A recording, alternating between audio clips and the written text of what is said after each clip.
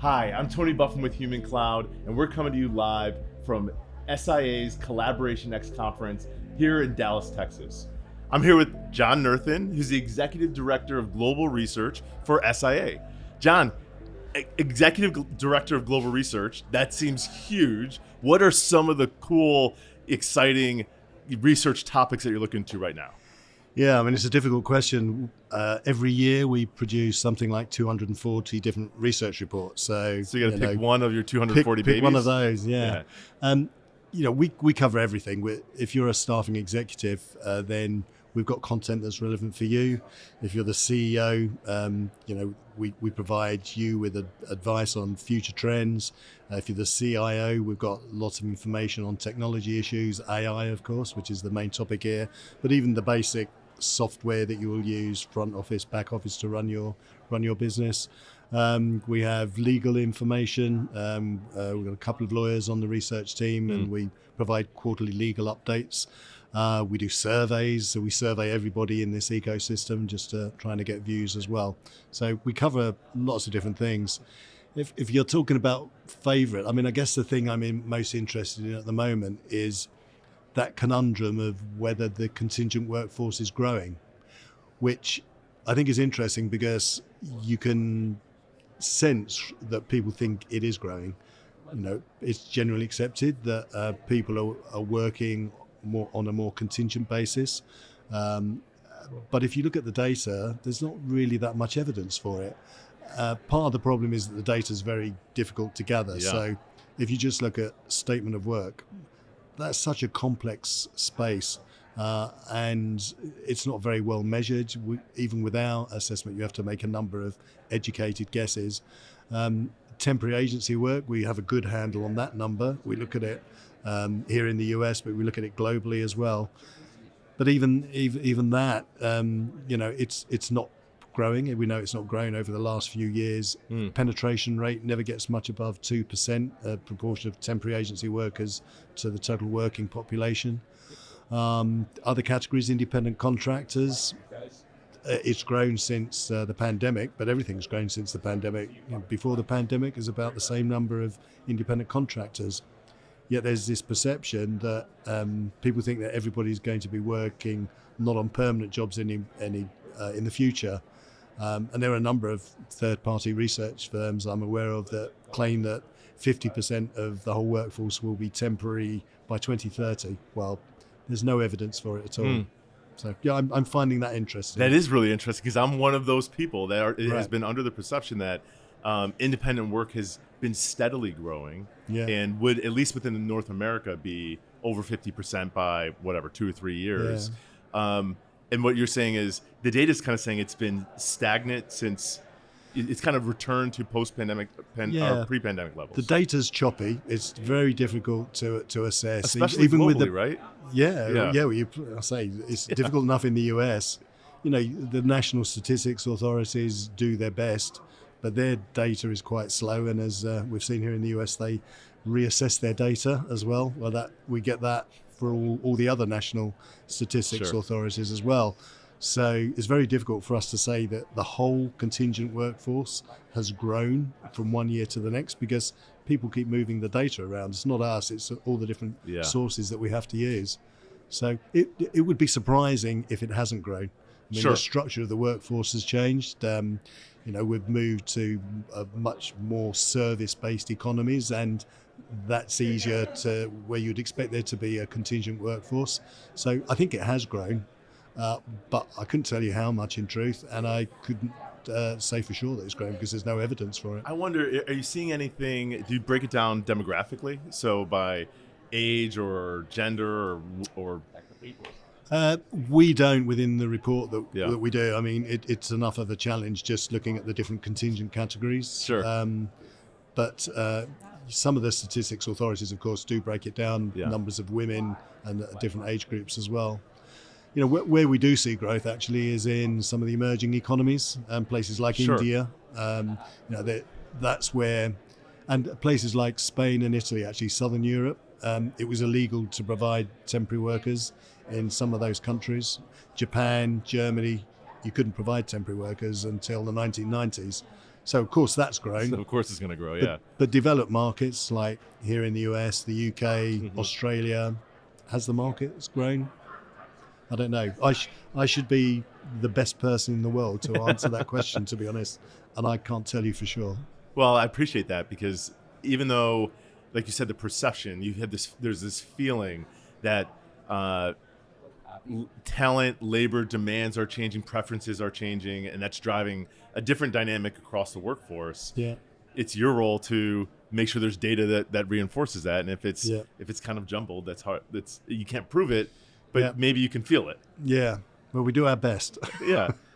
One of the things that we've talked about at this conference, of course, has been AI.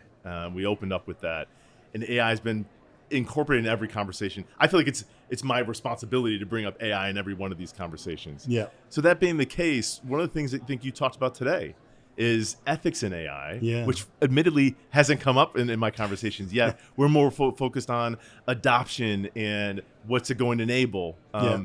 But what should organizations be thinking about in terms of ethics? Certainly they're thinking about a lot. Yeah. Well, I think it's very important. I think it's been a neglected topic.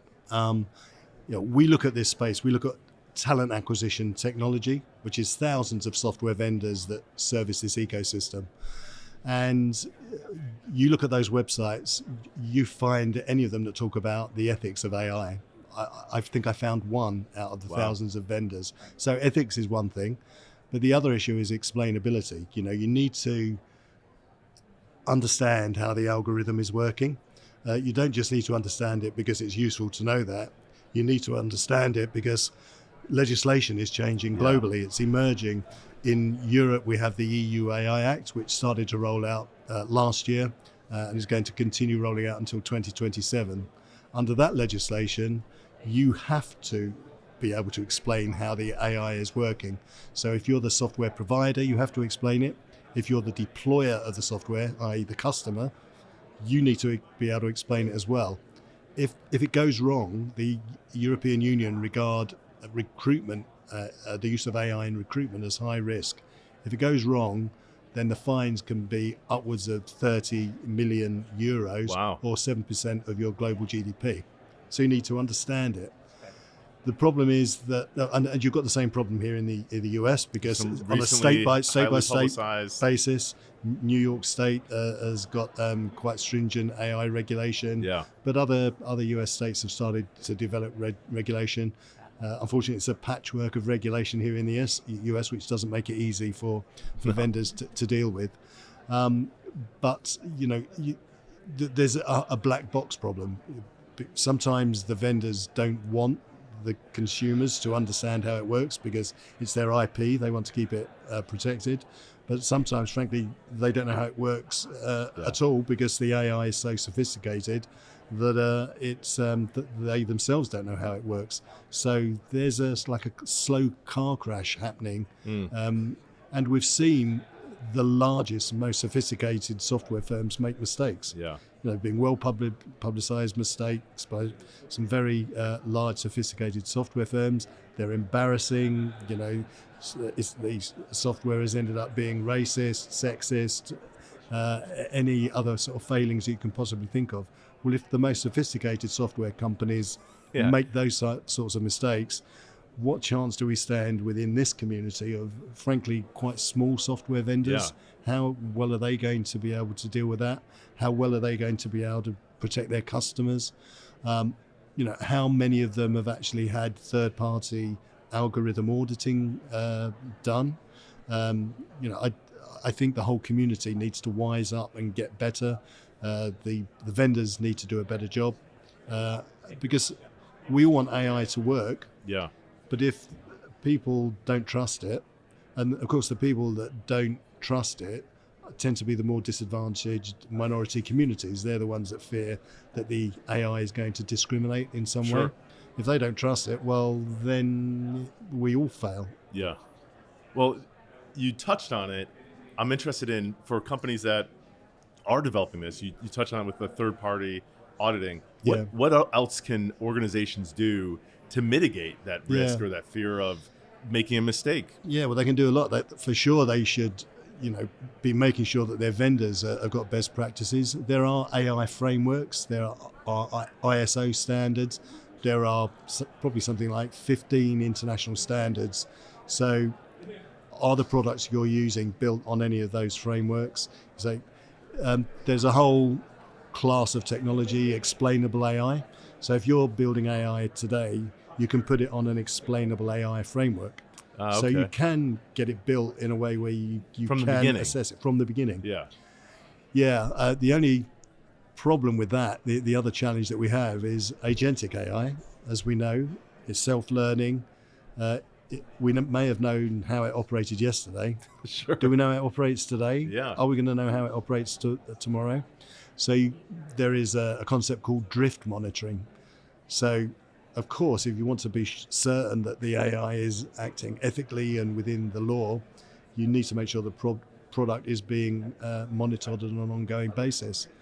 And so there's so many things that can go wrong when we're just waiting for these accidents to happen, sadly. What are some things you feel like are going right? Let's turn the car around a little bit, because it's a very good point, and it's very hard to manage. And it's when it hits the news, it has a chilling effect on adoption and acceptance for sure. Yeah. But there's got to be some things that are going well that stand out as maybe a benchmark or for sure. I mean, you've just got to look around the floor of this conference. There are many innovative companies using AI in new ways. If you think of our industry sort of 15 years ago, there was already software in place. But today, that software has been improved through AI. And plus, there's whole new categories of technology. So chatbots are an obvious example. And even with chatbots, we've seen just those standard chatbots. And now we've got voice AI as well, which is like another whole evolution. So there's lots of good things for sure. But there's no doubt there's risks as well. Well, you mentioned just walking around this conference, there really are so many different vendors all applying AI in some way. And it's exciting to see the way that they're innovating, trying to solve their clients' problems. Yeah. But also, what I think is beautiful about this conference is they're sharing. There's a lot of discussion. There's a lot of best practice sharing. And there's so much to learn from peers that are trying to solve similar problems. Yeah. I've always found it surprising that the staffing industry is one where people do share, because we know, when they leave this conference, they are vicious competitors. They compete to win business, but they all come together and they're all willing to share best ideas and practices. So, I know the staffing industry well. I don't know whether there are other industries like that, but Sure. I've always been impressed that the industry does come together and share these ideas. I mean, everyone's suffering from the same issues, and everybody wants to reassure themselves that the challenges that they have, other people are having the same challenges as well. Yeah, they're not alone. They're all not tackling alone. similar challenges. When you think, so you talked about when they leave here, they're going to be vicious competitors. When you leave here, what do you get excited about that's coming up next? Yeah. So for us, as I said, we're producing research very regularly. 240 reports this year. The biggest set of reports that we've got coming up are our global forecasts. So we've recently updated our forecast for the US market, which unfortunately we had to downgrade a little. So we're now saying that the market is declining by about 3%. Oh, really? Okay. Yeah, and we obviously have to revise our forecast as the economic prospects change. So we update them every 6 months. We've got to do the same thing in Europe. But of all the sorts of research that we do, those forecasts are about the most popular. That's what our members rely on. So we put a lot of effort in trying to make sure that we get those forecasts right. And we look at probably 16 different countries globally, which isn't the whole world, but that's about 95% of the global staffing industry. So if you've got a handle on what's happening in those markets, then you probably understand what's happening globally. So I think for those global forecasts, we're probably going to have to rein those back a little bit as well. But there are pockets of growth. You know, if I mentioned the emerging markets before. If you want to grow, then open a staffing business in India, open one in China. Don't open one here because it's not growing at the moment. We think that growth will return. A little bit of growth next year. Yeah, I think a lot of people are concerned about whether or not their structural growth has been impaired in the staffing industry, because there used to be a much closer connection between GDP and staffing growth. And that seems to have loosened for one reason or another. There's a number of reasons for it. You can imagine AI might be one of them. The fact that we had the Great Resignation during the pandemic, the fact that we've got an aging workforce. There's a number of different factors that may impact that. You know, we don't believe that connection has been completely undermined, and we do think the industry will start to grow again. But you know, maybe that slow will be a little bit more steady. We might not see the very strong growth that we've seen in the past. But I say there are parts of the world where you will see that growth, but you need to get on a plane to go and find it. Yeah.